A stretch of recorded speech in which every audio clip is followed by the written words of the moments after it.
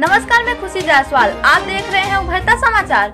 शक के आधार पर एक युवक को बाइक सहित थाने ले गई।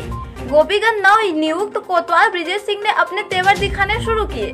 दिन शुक्रवार को अपने मातहतों को नागर के हर चौराहे पर अपने अधीनस्थ सहयोगियों को लगाकर अपराध पर अंकुश लगाने का प्रयास करते देखे गए, जिसका उन्हें परिणाम भी मिला।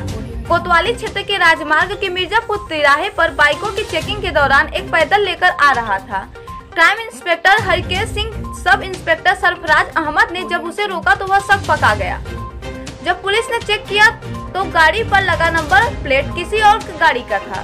चेचिस नंबर कुछ और बता रहा था। पुलिस ने उससे पूछताछ की तो उसने अपना पता कटरा बाजार भदोही बताया। जब लोकेशन कटरा बाजार का पूछा गया तो वह भी नहीं बता पाया। पुलिस ने शक के आधार पर उसे बाइक सहित थाने पर बैठा दिया और जांच कार्रवाई में लग गई। इस दौरान पुलिस ने 1 दर्जन वाहन चालकों का बिना हेलमेट 3 सवारी पर किया।